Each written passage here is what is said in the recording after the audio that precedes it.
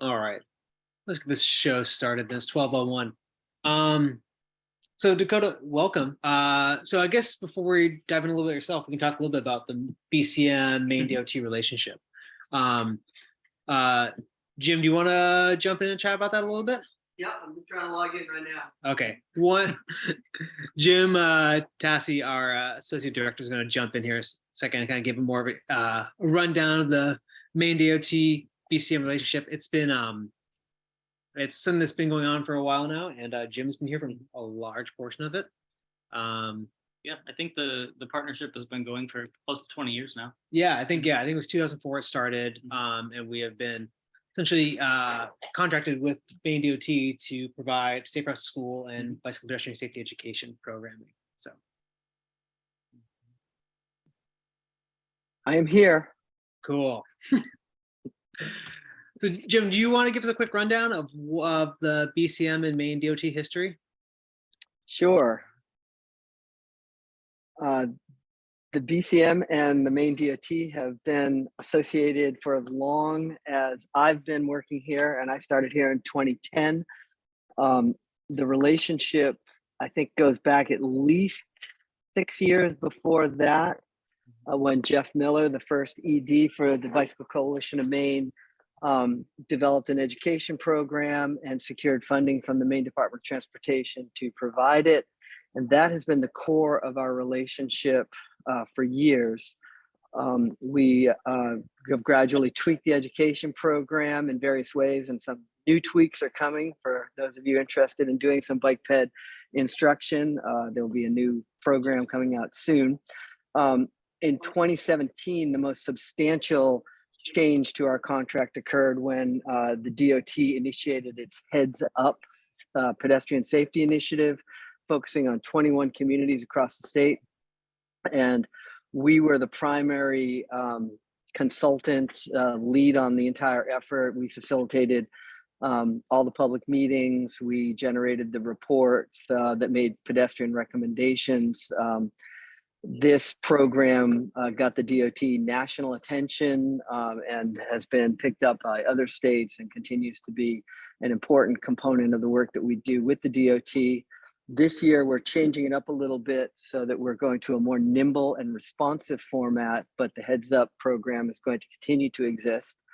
From about 2018-19 on, DOT funding, in addition to Heads Up work and general education work, also began to be involved with what we call demonstration projects or pilot projects, which are in-street installations that are intended to calm traffic and improve pedestrian and bicycle safety. That continues to be a new component or an ongoing component in the contract we currently have with the Maine DOT. So over the years, it's gone from just being pure education to really doing what I consider planning work in the pedestrian space. The Heads Up stuff really initiated a lot of conversations around bike ped safety generally. The DOT has expanded our scope a little bit to include the work with demonstration projects and providing technical assistance to communities about infrastructure and other issues. So it's been a great partnership, and we're really excited to have Dakota in the role. And I'll kick it off by just noting that, since I have been at this job, which has been 13 years, Dakota is perhaps the bikiest guy that they've had in this role, and we are very excited about that. Well, thank you, Jim. And I agree, I echo that. I think this partnership is really, really important, both with the safe routes to school education and the program that you guys put on, and as well as the assistance with technical support and education, working with municipalities and other groups across the state of Maine, and with us at the DOT to further a shared goal. So I think that the partnership is really important. There's a lot of history there, and I'm excited to help continue it. Awesome. Well, thank you, Jim, for that context. So let's just kind of dive into it. So Dakota, tell us a little bit about yourself, how you became the state active transportation planner, your history with bikes.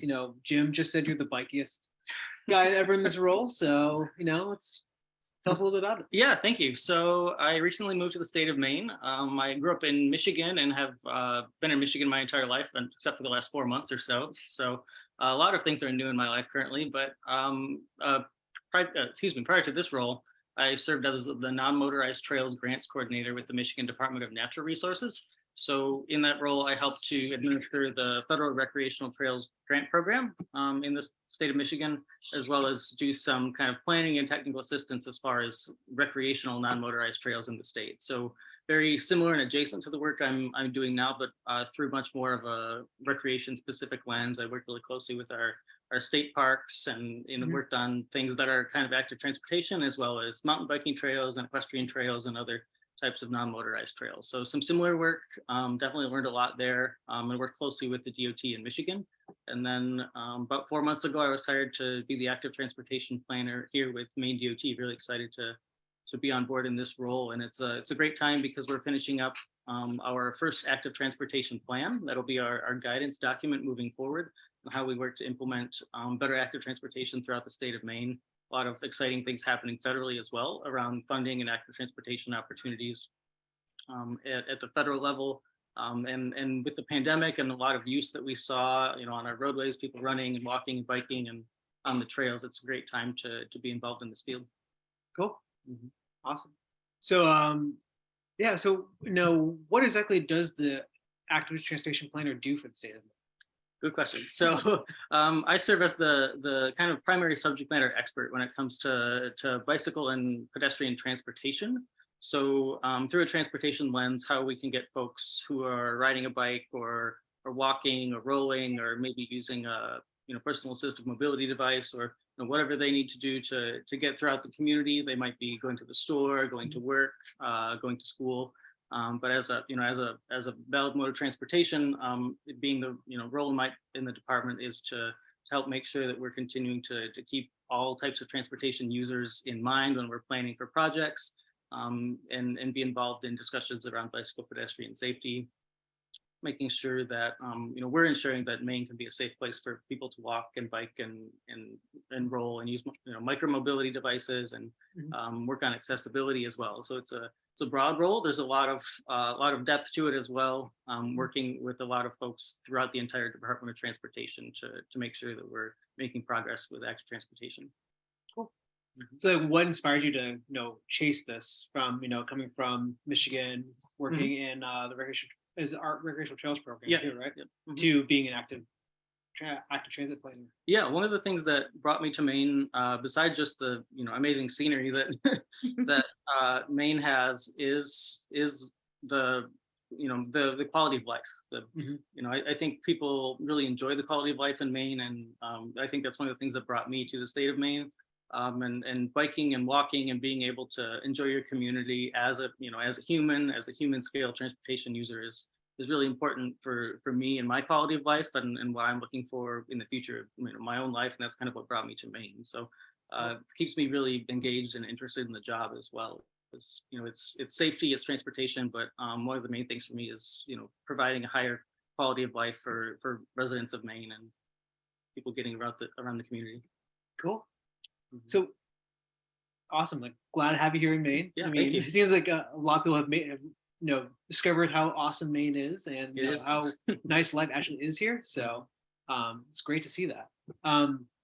So like, what are you most excited about with this role? And what do you look forward to most every day? Yeah, I look forward every day. Probably collaboration and partnership with others is really important in this role. And is kind of a really important way to move active transportation forward in the state of Maine. I get to work with a lot of different people, whether it's you guys at BCM or other stakeholder organizations, municipal government, planning organizations, all different types of stakeholders and groups I get to work with throughout the entire state. So that's something that really keeps me interested. I get to meet a lot of new people and learn about what their plans and ideas are for active transportation in their community and how it might fit with the programs that we have at DOT or the programs we might have access to in other ways through partnership. So I think that kind of collaborative environment is really important for my position. Cool. You find yourself working more with committees and organizations like us rather than just like the general public? It's a mix. Definitely, I do have some, direct engagement with the public. I primarily do work with organizations, non-governmental organizations, and municipalities generally, working to kind of further projects and plan for projects down the road. That's statewide as well, right? Yes, So statewide. So Kitterita, Madawaska. yes, Kitterita, Madawaska, exactly. Cool. And I'm excited to see more of the state. I've done a fair amount of travel past few months to see different projects and meet people, but I'm excited to have spring coming soon and get to see Maine and in the beauty of spring and see all the different things going on throughout the state. Yeah.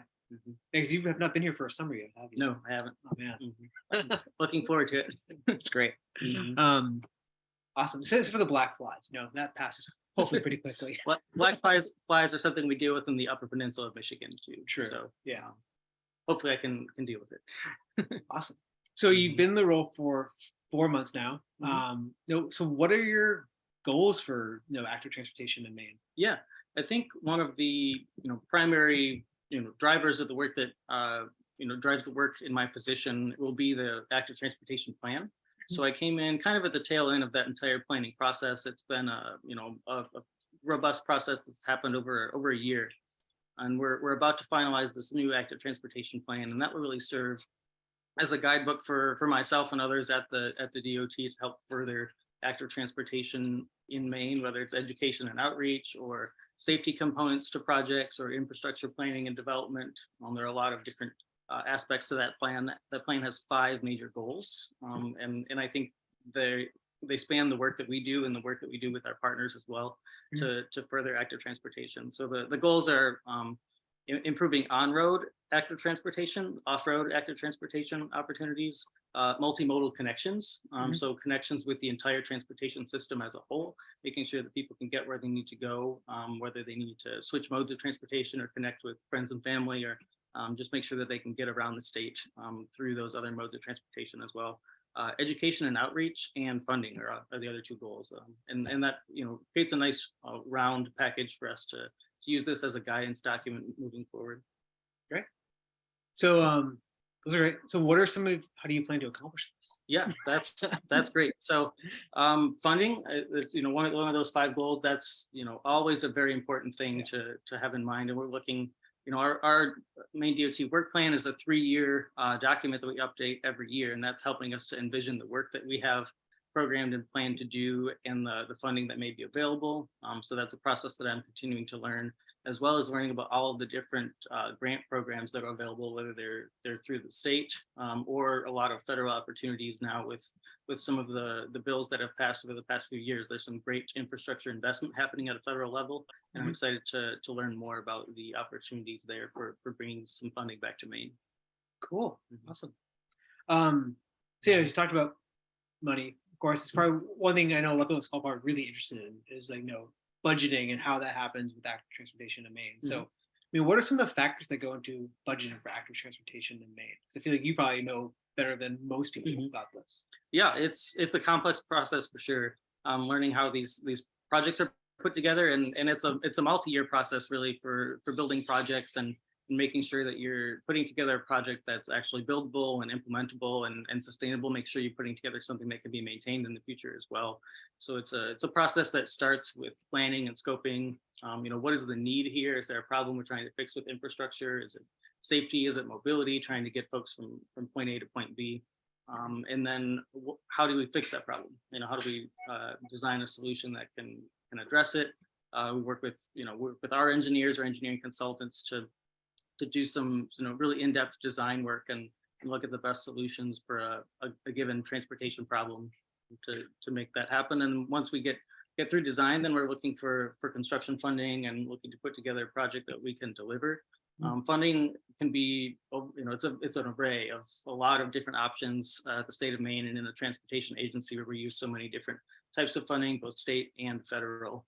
It's a lot to learn yet for me being here only 4 months. So I'm sure I'll be learning a lot as I continue in this role. But it's exciting to see the federal investment in infrastructure and active transportation infrastructure that's come out in the past couple of years, and there's some new programs that will be coming out soon as well that I'm really excited to see how those will be implemented, and we can put together some projects that are competitive for those programs and bring that funding to the state of Maine really important.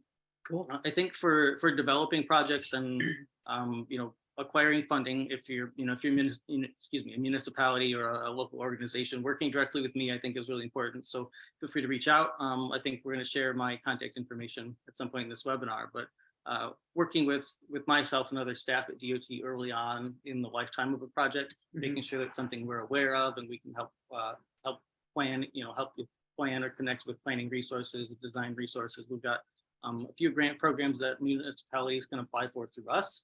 We can also help connect the dots with some other funding that may not be through DOT and they may come from federal sources or other types of agencies. Cool. So you kind of act a little bit as a liaison times too, Yes. between. Great to know. Yeah, very much a kind of coordinator and a liaison, helping you connect the resources that we have in our agency, whether it's funding, or whether it's our staff or other experts that work on safety or engineering, connecting those resources to municipalities and external organizations, or helping to connect local Maine organizations and municipalities with federal programs or other resources. It's a really important part of the job. Yeah.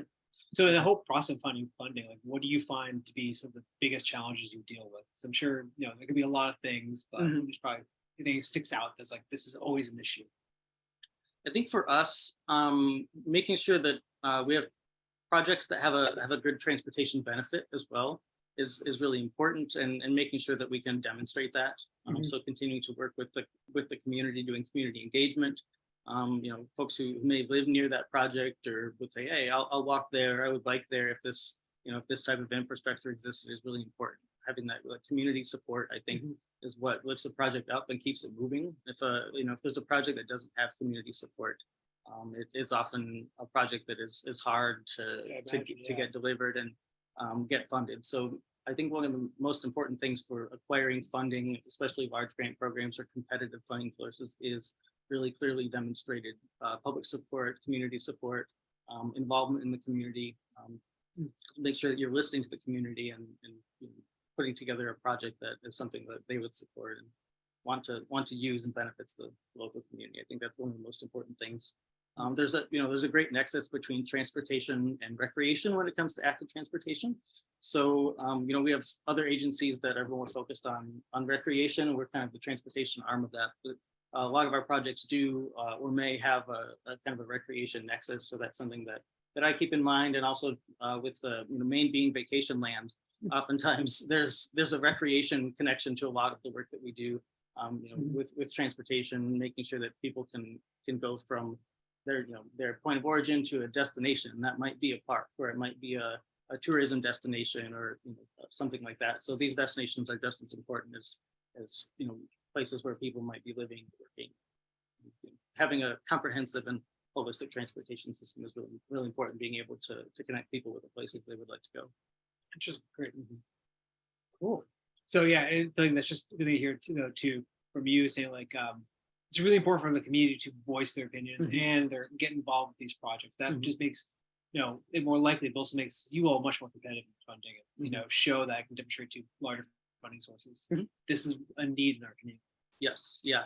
Yep. And that really goes hand in hand with my comment earlier about collaboration and partnership too. If it's something that, even if it's not a project on our state road system or that really falls under our jurisdiction, it's great for myself to know about it, because I may hear about resources that could help with that, or if I know about it and I'm talking with another organization, I can start to connect the dots and support different types of initiatives and projects. And so having that clear communication and collaboration is important for these projects, especially with funding, because a lot of people maybe don't know how expensive active transportation infrastructure is. It's many times just as expensive as regular road infrastructure and other transportation infrastructure. It's a real investment in our communities with the amount of money, the amount of time it takes to put together some large projects. So just as important, and that communication is really important. Awesome. Cool. So what do you think is Maine's greatest strengths in that active transportation right now, and what are some of its biggest challenges? Yeah. So I think some of the greatest active transportation strengths in the state of Maine are its passion for people that live in Maine and visit Maine. Being outdoors is something that is ingrained in society and in culture here in Maine. So I think people are very open to using active transportation, whether it's biking or walking or running, and getting outside. I think is just something that's part of the culture here in Maine, and one of the things that brought me here. So I think having that base really helps drive passion for active transportation here in Maine. And another great thing is the tourism. I think being able to provide safe opportunities for visitors to get around our communities is important, because they may not be visiting with a car if they're visiting Maine. So I think that's one of the strengths. Some of the weaknesses are feasibility. I think Maine is, coming from Michigan, I worked in a lot more kind of flat places with less rock. Yeah. Realistically, feasibility is a concern with some projects in Maine, with proximity to water, making sure we can have proper drainage, proximity to ledge and rock as well, could make things more difficult or more expensive. So making sure that we're keeping those factors in mind when planning projects is important for us. So it's not just easy, like, I'll just make a path. Like, there's so much more. Yeah, there's a lot that goes into it.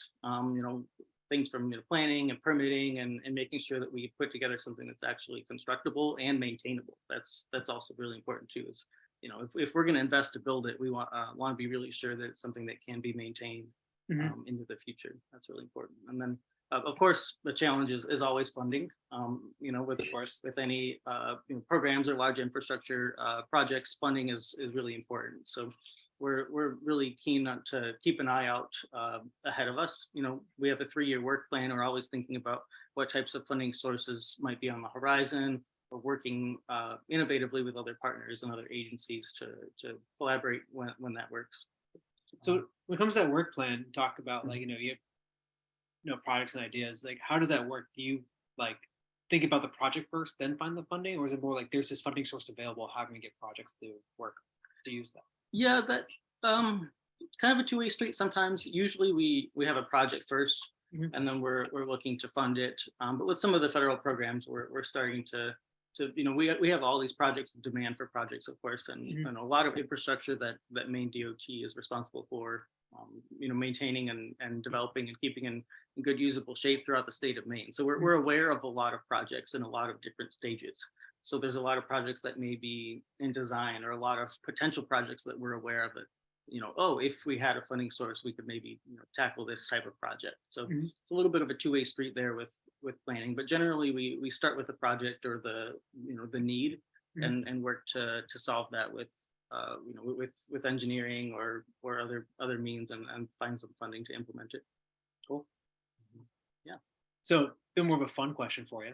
Let's say money and politics were not an issue, which would be great if that was the case. What would you imagine active transportation in Maine being? Yeah, that's a really cool question. So I think, funding and politics and some of those other constraints aside, I think a connective network across the state of Maine is something that would be really great for Mainers and folks who live in Maine. Being able to connect to neighboring communities, connect to workforces, connect to maybe tourism destinations or entertainment types of destinations. Make sure our villages and downtowns are safe for folks walking and biking, and have connectivity between different types of communities is really important. So I think a network is a network of active transportation connectivity would be kind of the dream goal.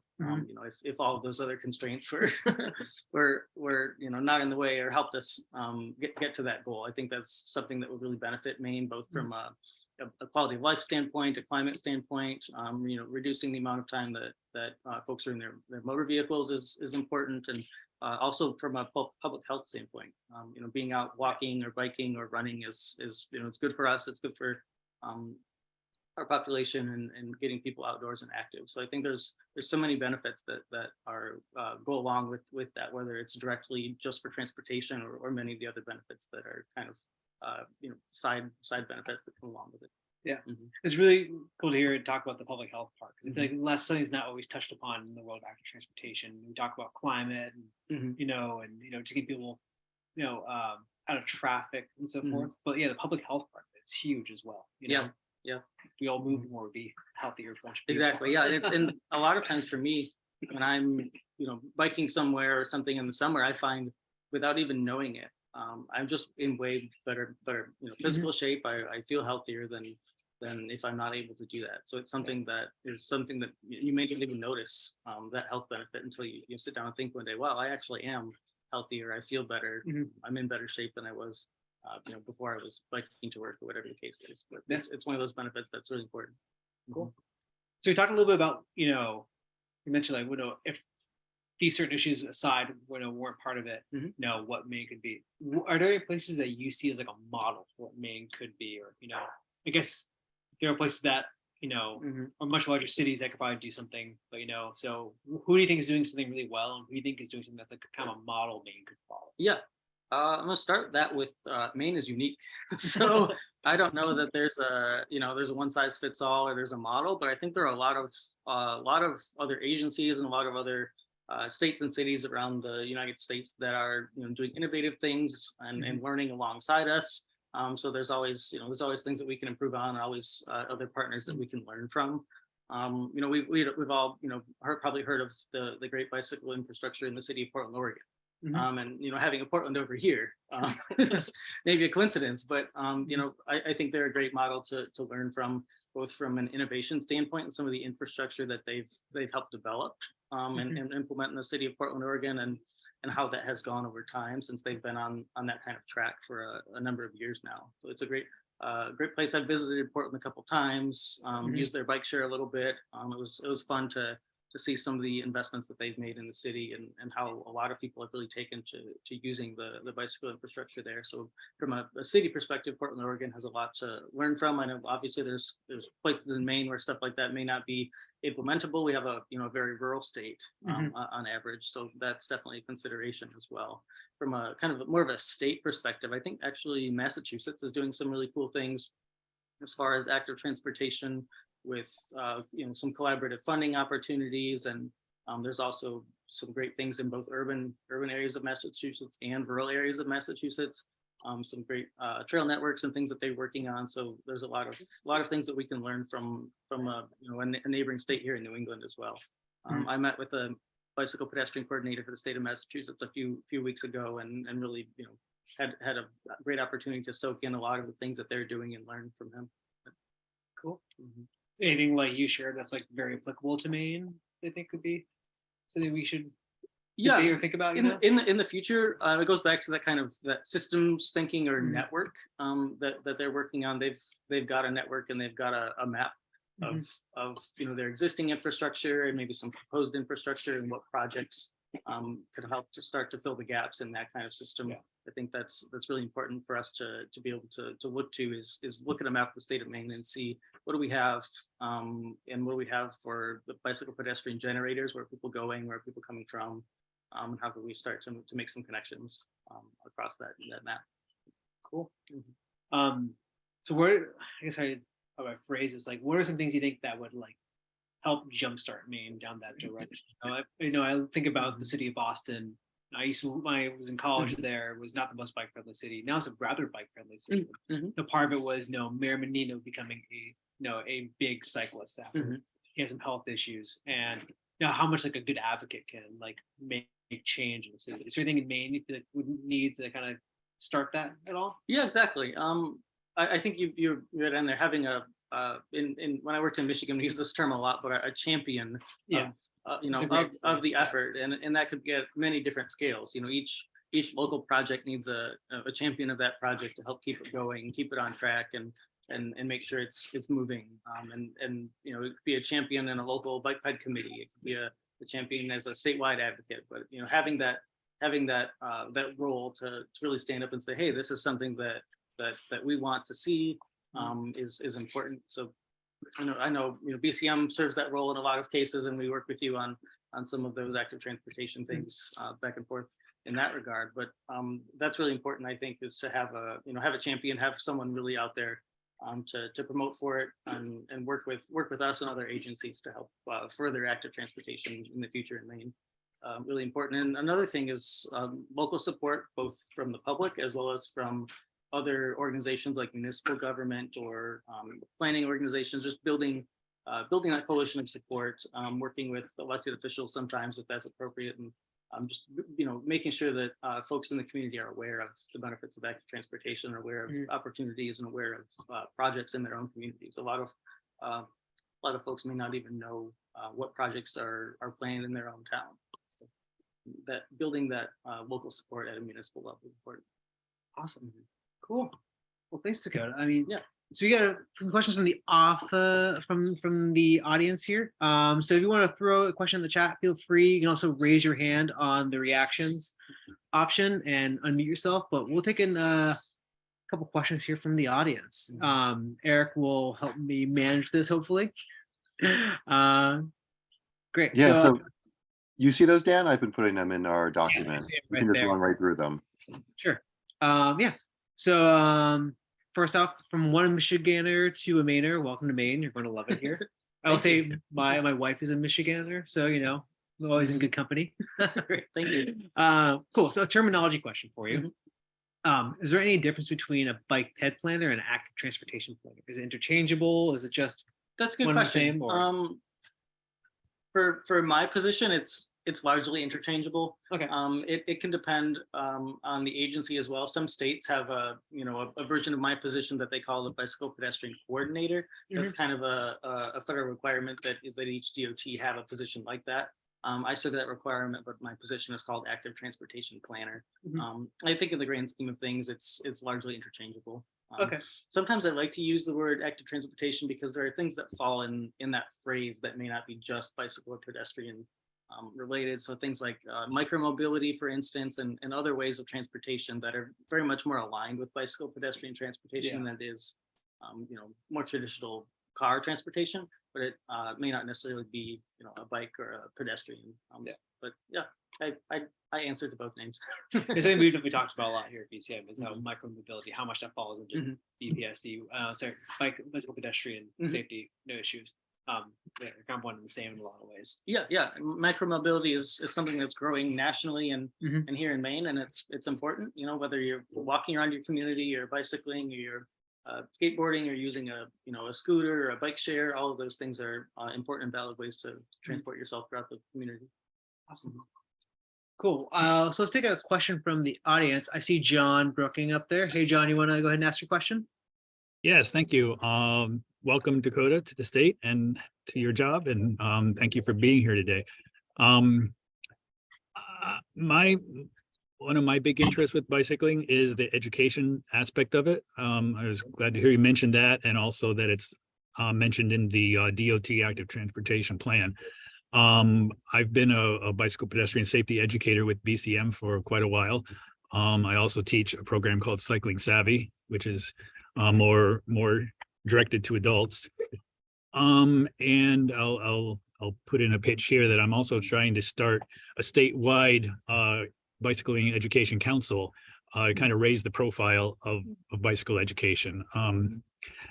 I feel like, the infrastructure discussion often takes so much bandwidth in the active transportation discussions, and it's important. But I think education could use a kind of a higher visibility, at the very least, if people want it, where to go to find it, because most people don't even know that. So that's the plug. So my question though is, I was just wondering if you could, and I'll be reaching out to you about that separately too. But I was just wondering if you could talk a little bit more about your thoughts about the place of education in active transportation and any plans the DOT might have for that. Thank you. Yeah, thank you. So education, I think, is really important for a couple of reasons. One is for safety, of course. That's a lot of the work that you guys have done with the bicycle pedestrian safety education program, is outreach to school-age children and even adult populations, and at events and things where we can help promote safe and responsible drivers and pedestrians and bicyclists, and make sure that all roadway users are aware of how vulnerable bikes and pedestrians are, and the rules of the road, all those important things that deal very closely with safety concerns. There's also a great education component in regards to furthering active transportation and all those benefits it brings. So the more people that learn about active transportation, the more people that hopefully are engaging in those activities in the future and are healthier. They're driving their car less. All of those benefits that we've talked about can come through education as well. So that's an important part of that, and just being an active community member in their community is important. For their health, for environmental and sustainability reasons, all of these things that are interlocking together with active transportation can be touched on with education programs. Thank you. So we got another one from the audience. Daniel, you want to ask your question?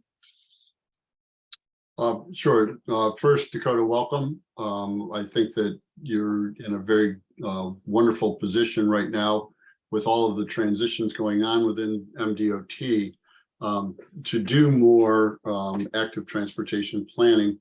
I'm the former chair of the Bicycle Ped Committee in Yarmouth and on one of the bridge committees. MDOT has blessed us with about 5 bridge reconstructions in our town, starting about 5 years ago. And one of my questions is, what role do you play in ensuring that these bridge designs and other road designs meet your complete streets policies and goals? And to what extent, when they don't, does DOT provide alternate alternate routes, if you will, say a multi-use path? Because I'm dealing with a situation where the bridge we're dealing with has a slip lane. It's not being made safer, and this is something we've been discussing with DOT for over 10 years. And yet we are being asked to contribute to a multi-use path to get around this area. So your funding formulas and your role in ensuring that we're making these interchanges safe for cyclists and pedestrians. I'd like to just hear your thoughts on that. Yeah, thank you. Thank you for bringing up the complete streets policy. That's something I'm not sure if I mentioned yet in the webinar, but coming out of the active transportation plan, one of the things I identified in there for us to continue to work on is a revisit of that complete streets policy and update that as needed. And that's something we're going to start here in the spring of 2023 working on. But that policy helps guide us in our implementation of projects, whether it be a bridge project or a highway project or an active transportation project specifically. That policy applies to the projects that we do, and making sure that we are providing for all transportation users in those project areas. So that's a really important policy for us, and I'm looking forward to diving into that a little bit more. My role in that is when we come through the project life cycle, there's a milestone in our DOT language that we call a PDR, preliminary design review, and at that point in the project, that's where a report is given out from our engineers or our consultants and project managers that says, here's what the project is, here's where it's going, here's the type of treatments it's getting, here's the budget. All of these types of information about the project are coming out there, and there's a requirement in there for information about how the project has complete streets incorporated into it. So how the policy is applied to it, and what aspects or what treatments in that project deal with complete streets and vulnerable users. And that's a review role that I have as well, is when those projects get to that PDR milestone in their project life cycle. Those the PDR, the report is sent to me, and I read through that and look at what the project is, how it applies to the complete streets policy, and maybe also bring other context into it as well. So I may be able to learn about or may be aware of things that are near that project that impact bicycle and pedestrian traffic. If there's a popular destination, or if there's a school around the corner, or if there's these other things that impact those types of uses, I can have that input and weigh in at that time. I'm really looking forward to learning more about how that complete streets policy works and diving into that a little bit, just to make sure that we're implementing that. We're keeping those vulnerable users in mind when we're working on our infrastructure projects. Thank you. Okay, thank you. We need to talk. Yeah, feel free to reach out afterwards. I'd love to chat more about the specific bridges that you're working on. Thank you. So speaking of complete streets, where does MDOT sit with Vision Zero? So that's something I'm also learning about as well. So I apologize. I'm not sure exactly all of the parameters around that. There's a few different initiatives that are very similar to Vision Zero. There's Towards Zero Deaths. There's a couple of different kind of lenses toward this. I think the same goal really is we all want to see as little transportation deaths and crashes and injuries on our roads as possible, and zero would be that would be the goal there. So that's something I'm really interested in learning more from our safety office about how we can use crash data and how we can use the resources that they have to learn more about what's happening on our roadways, what's causing crashes, where are they happening, what are the other factors involved in that, specific to pedestrian and bicycle crashes, and how can we use the tools that we have available to us, whether it's education or engineering or outreach or enforcement, all those different types of tools to help reduce that number and hopefully get it to zero. Cool. Thank you. All right, so move on to a couple more questions here. I said there are a lot of higher speed 2-lane arterial roads in the state. Are there any plans to add more or improve existing shoulders to roads in order to make them safer and more welcoming to people biking and walking? P.S. also relocated from Maine to Maine from Michigan. Wow, there's a lot of Michiganders in Maine. Great, yeah, it's nice to see so many fellow Michiganders. So for rural roads, yes, there was some specific analysis and outcomes from our active transportation plan that are focusing us on some rural road types of thinking and trying to make those rural roads safer for active transportation users. So we've developed what we are going to call it's a road classification called high priority active transportation. We're going to use the acronym HPAT. And here, beginning in 2023, soon, we will be embarking on a process to identify what we're going to call HPAT, high priority active transportation corridors.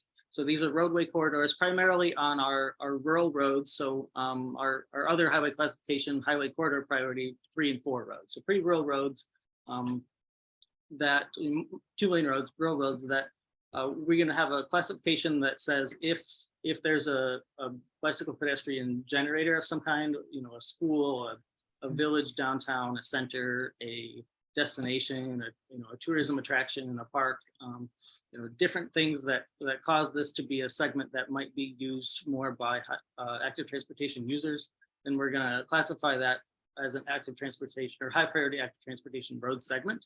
And then the goal is that when that roadway segment gets a pavement treatment, over time, those segments become roadways that have 4-foot shoulders on them. So, 4-foot shoulder is not perfect, doesn't serve everybody, but in some of those rural contexts, it's what we can do in a cost feasible manner to provide an opportunity for some space for people to be cycling or potentially walking along those roadways. And that's, again, for really rural areas. If we're talking more urban, suburban areas or some of our rural village centers, then we have some other tools and other programs that we use to help improve biking and walking in those village centers and more human scale use areas. Cool. Awesome. Thank you. So I got a question here about SRTS, or one of my favorite acronyms, the Safe Routes to School Initiative. The question is, can we expect an increase in so what is the status of funding for Safe Routes to School initiatives? Can we expect an increase in funding? So how much, how long? Start from there. Yeah, so I think they're using the term Safe Routes to School, actually referring to the funding side of things, not the education. We kind of use that term for that side as well. But so this is the currently called the Federal Transportation Alternatives Program. Safe Routes to School project elements are still eligible in transportation alternatives. That's a federal funding program funded by federal gas tax revenue for things that are active transportation related. Each state has the ability to manage this program. That's what falls into my job description as well. Maine has recently received an influx of TAP funding because of the bipartisan infrastructure law. So we're up to about $4 million annually now that we have in transportation alternatives funding that we can allocate to projects. That's a competitive grant process that we work with municipalities on. Municipalities can put together an application. Applications are due this year. This year they'll be due this coming July 15th, or before then, but by July 15th. working with me to help build some projects. So these are projects that could be sidewalks, connectivity to schools is really important. That's that safe routes to school element there, but it could be things like multi-use trails or pedestrian crossing improvements, things that really improve access and safety for bicyclists and pedestrians. And safe routes to schools is definitely an important portion of that. And historically, Maine has spent a good portion of that on school-related connections with sidewalks and crossings. Cool. And so, if someone's interested in getting that kind of funding, how do they go about that? Yeah, so we have an application that I can share with you, or it's on our website, but I really encourage all prospective applicants. So municipalities is the eligible applicant there. If you're not with a municipality, you can work with your municipality to help them build a project or put them in contact with me to talk about a potential project. But the municipality would invite me out. We go walk the site. I think that's really important for me to see these project sites. And, I'm thinking of feasibility concerns. I'm thinking of making sure we're connecting to the right community assets, making sure that we're connecting to the school, or just building a project that connects to what it needs to and is something that we can actually deliver and implement. That's really important for us, especially when we're talking about federal funding, is putting together a project that is not just an idea, but something that can be designed and constructed. Really important. But working with me is kind of the first step to go out and see the project and put together. I can assist with preparing an application and being competitive in that way. Cool. Dakota, does that also apply to non-safe routes to school projects that people are interested in discussing with you? Yes, it does. So Connect with the municipality and then bring the municipality to your attention. yes, yeah, thank you for pointing that out. That applies to anything that would be potentially one of those transportation alternatives projects. So whether it be safe routes to school related, or it could just be elsewhere in the community, it could be sidewalk, it could be multi-use trail, anywhere in the community that doesn't necessarily have to be in relation to a school. Cool. So the American Jobs Plan, heard a lot about this. It has $5 billion earmarked for transportation projects. Does MaineDOT plan to seek funding from this for active transportation projects? Which one is that? Top one right there. I'm trying to be. Okay. Yeah. Yes. So there are some programs in that larger federal bill that do apply to active transportation in general, or roadway design, things that are in this realm. We are working to put together projects where we're targeting things like RAISE and other large federal programs to do some pretty transformative projects. We've had some success in Maine with RAISE grants in some downtown areas and village centers to redesign them to make them more human scale oriented. So arranging parking maybe in a better way than it had been done in the past, and making sure sidewalks are more connective and wider than they had been in the past, and using things like bump outs and high-vis crossings, and just things that generally make an area a lot more like pedestrian bike human scale. Yes, exactly, human scale. Thank you. And those village centers is really important in Maine, because we have so many of those historic and small towns and villages that in the past may have been designed primarily for motor vehicle use. Cool. So another question here. Our small town wants to develop a plan for sidewalks to make walking through the village safer.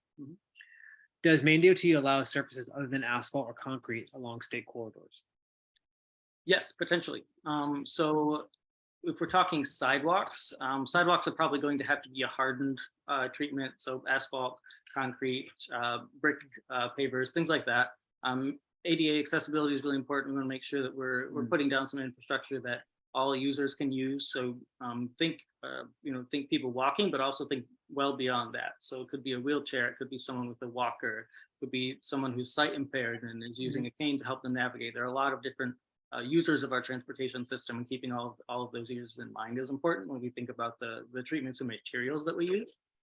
So that's something that's really important from a planning perspective, and making sure we can offer that type of infrastructure throughout towns. But we do utilize other materials when it comes to multi-use trails, like stone dust or crushed stone, materials that are a little bit more natural, maybe a little bit more easier to maintain in some cases, but still compact well enough to be compliant with ADA standards and provide a hard, stable surface for users to be on.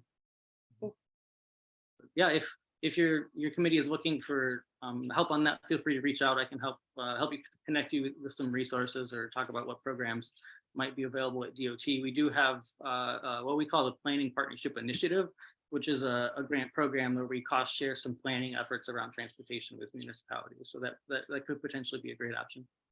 Awesome.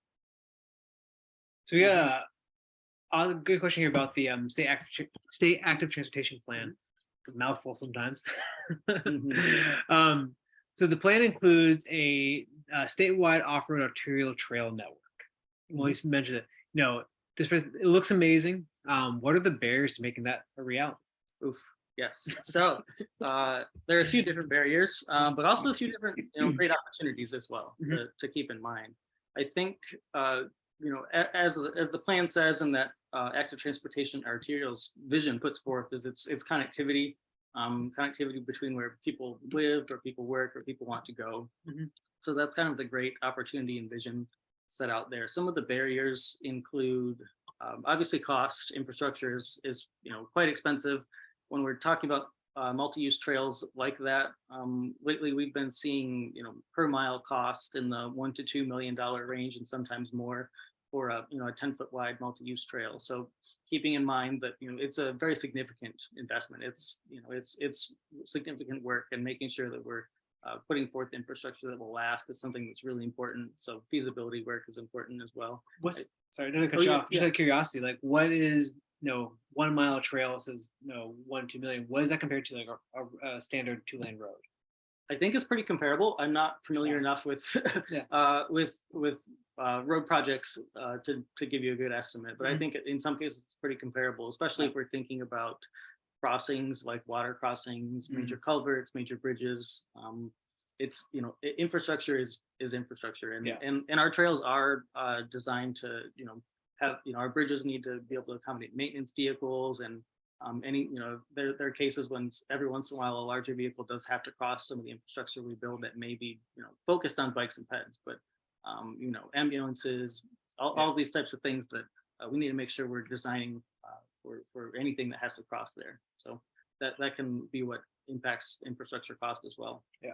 Some of the other great opportunities that we have, and sometimes barriers, are getting right of way or finding corridors that can help connect us to destinations and towns and things like that. So whether they're utility corridors or potential rail corridors, we have a state rail preservation act in the state of Maine that allows for a process to evaluate rail corridors and decide what the best use of those is moving forward. And if those are trail use in some cases, then that opens up corridors, which is really important to have those corridors protected for rail use, or to use them for trail use, and that opportunity is really valuable. But then there's a lot that goes into designing in those corridors and building in those corridors as well. So that's a lot.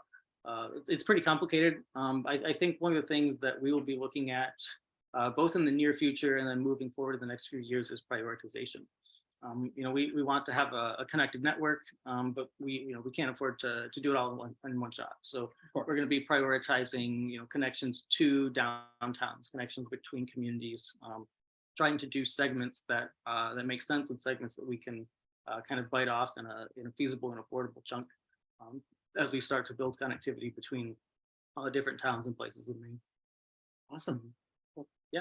I mean, I saw the plan for it. It looks super exciting. The fact that especially in more of the densely populated areas of Maine, that it would become more and more possible to not have a car, or to have one car, to get around, really by bike. So. And one important note to say also is that vision is great, but there's also some other trail opportunities that are outside of that vision, and we're definitely open to those, and working with communities who may have potential trail projects that are not included in that active transportation arterials vision. I know a lot of that was focused on the more populated areas or along the coast. There's definitely some opportunities in some of our rural parts of Maine, whether it be Western Maine or up in Northern Maine. There's some opportunities up there as well that we're interested in. Awesome. Mhm. So it's definitely it's very much a statewide vision. Yes, yeah, cool. Cool. Got another one right here. We got much. So we got time for me a couple more here. There's an active statewide advisory group, one that could review and provide feedback to you, the commissioner, and other staff on a regular basis already exist. If not, are there plans to form one? If yes, how does it provide guidance or accountability? Yes, thank you. That's a good question. So in the past, there has been a group that was called the Active Transportation Advisory Council, or maybe it was the Bike Ped Advisory Council. I don't believe that they have met since before COVID. So that is something that I'd like to rekindle and bring that group back to life, and find some new members for that group and get that going again, meet with them. I think it's important to have representation on there that is pretty diverse as well. So representation from advocacy organizations, from walking and cycling organizations, as well as representation from other agencies, whether they be regional planning agencies, other state agencies that deal with traffic safety or health or enforcement, and all of these different aspects that affect active transportation. So having a broad group with a lot of diverse expertise, I think, is the direction I'd like to see that group go. That's one of my goals for the next couple of months, is to bring that group together to meet. And I think you're right. I think that is where a lot of those discussions happen, around the active transportation plan and the implementation of that, how we can work together to work toward the 5 goals in the plan and track implementation. I think that's the group that I would choose to be reporting on implementation of that plan, and meeting with them regularly, saying, here's the plan, here's the work that we've done, here's the work that we plan to do, and also use their expertise, so they may be aware of programs, or maybe able to steer us in the right direction if we're having trouble on things, or help connect us with other partners to help implement the plan. Cool. Cool. So how is your role integration with similar roles in, say, New Hampshire, or to ensure that infrastructure doesn't stop at the state border? Yeah, that's a really interesting thought. So I have already met with the bike peds coordinators in Vermont, New Hampshire, and Massachusetts. Great for me from a learning perspective, being new to the position, new to the state of Maine, to learn from them and learn about different active transportation and bicycle things that have happened in New England in the past few years. And it's a great kind of door to have open to these other partner agencies across the state border. So now that I know these people in those agencies, I can reach out to them if I have questions, or if they have questions, they can reach out to me, and we can have a relationship about planning there. So if we do have projects that are near the border or can span the border, I think that's that opens the door to that kind of collaboration. I'm very much open to working with those agencies to provide connectivity beyond our borders. That would be great. It just adds a bigger trail network. Yeah, even more connected. Exactly. And along those lines, there's a great initiative with our friends to the north in Canada called the Trans-Canada Trail. They're working on some great opportunities to provide connectivity across across the country in Canada. And I worked with them on a project that went from Michigan into Ontario when I was back in Michigan. So that's another potential in the future partner to work with when we think about crossing borders, whether it be the state or the national border. Yeah, we have a pretty large border with Canada. Yes. Mm-hmm. Cool. So last week you got in here is a great one. So what's your involvement with BCM's Imagine People Here program, IPH? I have not had any involvement yet. Again, having been here for 4 months, and those being 4 cold months. Yeah. I'm not sure, but you can probably tell me a little bit more about how I can fit into that program. Yeah, I know the structure of the program has changed a little bit. We're trying to be more nimble, a little more locally focused program right now. I don't have too much involvement with the IPH program. I'm sure there'll be ways we're going to collaborate more on it in the future. I think a lot of times it depends on who is in charge of the road that we're working on, where we're going to put in a demonstration, and who needs to be informed about that, and especially feedback. If it's road controlled by MaineDOT, then you guys will definitely be involved. If it's local municipality, maybe less involved. But, yeah, exactly. And I think it's important to kind of just hit on the value of demonstration projects and pilot projects as well.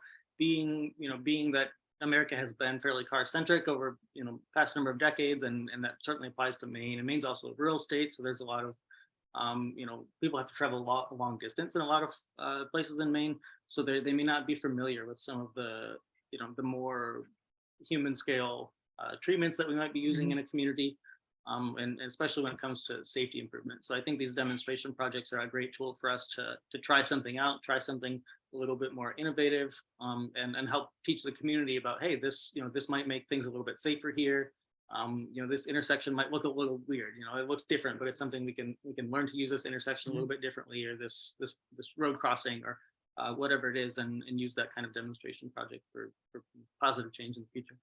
Awesome. Cool. Well, everyone, that is all the questions. Thank you so much for hanging out. I got one more question for you, Dakota, just for fun. What's your favorite bike ride you've had, and what's one you really want to do?